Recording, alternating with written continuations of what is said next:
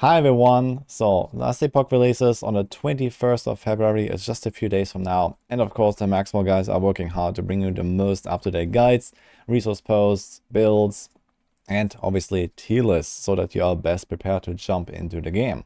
Now, a lot of you guys watching this are probably newcomers to the game, have no clue whatsoever of what is what. So I want to try to give you a bit of a perspective here. But in general, there are a lot of different build options. When you look at those tier lists, they have already created a lot of these build guides. All of these like white text links are clickable links. You can open them.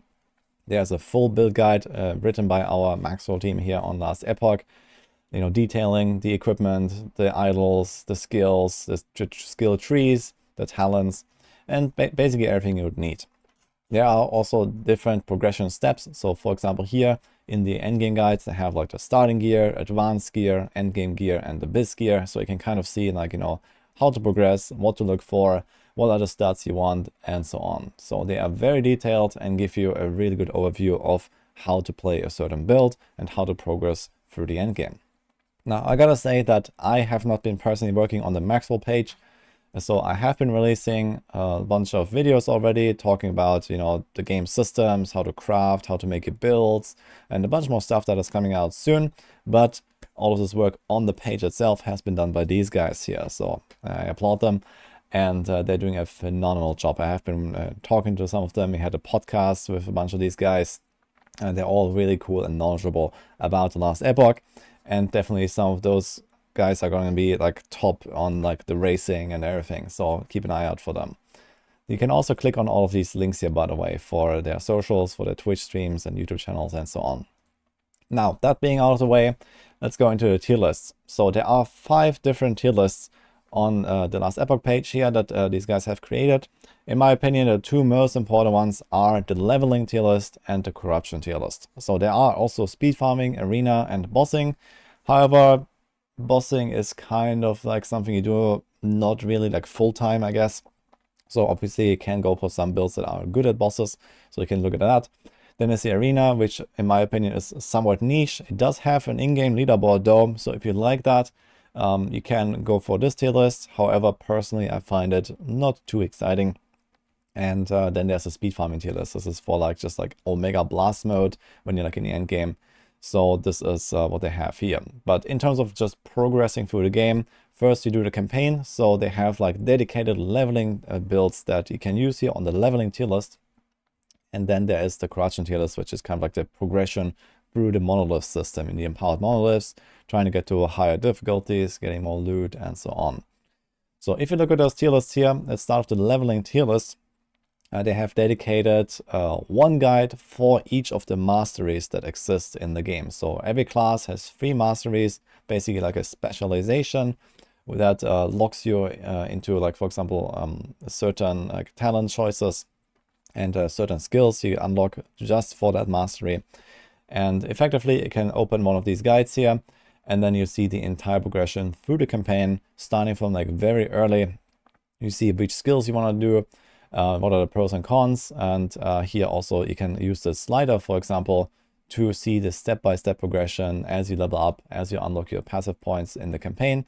You see the individual skills with their trees here, and you can also do the same here with the progression. So it's really neat laid out.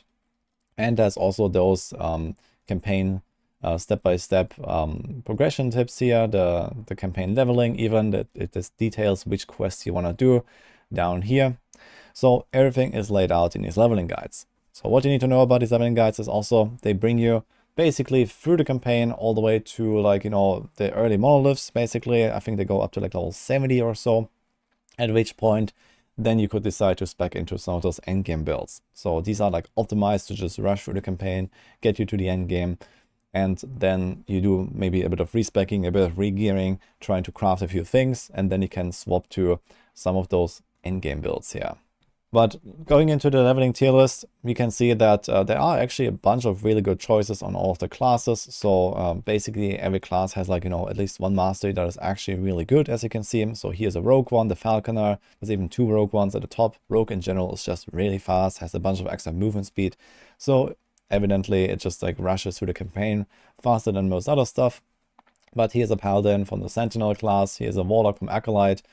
Here's a mage, the rune master, and also here is the primalist. So actually every single class has at least one S tier build here while leveling up. And most of the time, even if you're not playing, let's say, a shaman as a primalist, but you're playing like a druid, then you know, there might actually be some overlap in like some of the skills and some of the things you can do. But in general, you have to make sure that, you know, as you level up a certain mastery, there are certain choices that, you know, cannot make based on, you know, which mastery you choose. So you want to check out the exact leveling guide. For example, here's a druid if you're playing a druid. By the way, those builds that are currently grayed out, as far as I'm aware, they're going to be released in 2 days. So on the 19th, I think they want to do like a huge update and like release all of the new stuff and all of the updated build guides. So if you're looking at them now, some of them are not clickable yet because they're still writing them and preparing. And obviously some of the others might also get a bit of tweaking and so on. But a lot of these guides have been out for a long time and they're like updating them with like the patch 1.0 stuff. So in the grand scheme of things, not too many things are really shifting of the existing guides as far as I'm aware. But a lot of new stuff is coming, in particular even for the endgame builds. So as you can see here, there's a lot of stuff, especially up here from the new masteries, Falconer and the Warlock and so on, that are not out yet, but very soon. Speaking of the endgame builds, let's talk about the corruption tier list, because I believe that's the more important one. This is where you're going to spend most of the time playing through the endgame on one of these builds. And we have that here. So as I said, a bunch of stuff is still coming. So I hope that we're going to see all of these builds, especially like, you know, the Falconer, I think is like a pretty hype thing. It has a bunch of like really high tier builds up here already. And there's even more down there. But in general, you have to know that Last Epoch actually allows you to experiment a lot and play, you know, even the non-meta builds. So you don't really have to focus all too much on like the best builds possible. But of course, a lot of people want to have an easy start and some guidance going into the game for the first time to actually like learn the systems, learn how everything works. It's always a good idea to have a strong build available. But kind of similar here, like pretty much every class and like most masteries actually have like at least an S or an A tier build, as you can see here. So they're always like named after the mastery. For example, here again, Rune Master is like a mage mastery. So there's 2 builds in S tier, for example. Falconer is the rogue mastery. So there's 2 builds up here and so on. So you can always like, you know, see, okay, which of the classes actually has, you know, a mastery up there, and then you can respec to those builds after you have finished leveling to roughly level 70 with those leveling guides here. So this is kind of like where these endgame builds start when you are in the early monoliths or like in the early empowered monoliths, and then you can do like maybe a bit of respecking. Now, as a newcomer to the game, you probably have no idea what all of these different builds are, and I also don't have like, you know, 50 different like build clips to show you right now. But one thing you can do is opening one of these build guides here, and for example here on the Hydra Hedron Rune Master, you can scroll down to the skills, and there's always these little like skill showcases that just tell you a little bit like what it looks like, you know, how does the skill kind of work. So you see here the individual skills are always showcased, and similar for these other builds. You can click on this thing, and then you can go down here and you kind of like see, you know, what actually happens. It gives you like a little explanation here. So you have a bit of an idea, okay, this is like a range build, this looks like this. This is a minion build here, for example, on the Wrath Necromancer, and you know, it has a bunch of these different abilities. So like this, you can kind of like just check it out, see what would suit you best. In the grand scheme of things, you can see that a lot of the more minion and ranged builds are actually near the top here for the corruption tier list, for example. Seems like melee is just not really up on the same level, but there are also many builds. So there's definitely all of the archetypes represented here. But you see here, for example, S tier, this is like, you know, basically a minion build. This is mostly a caster build.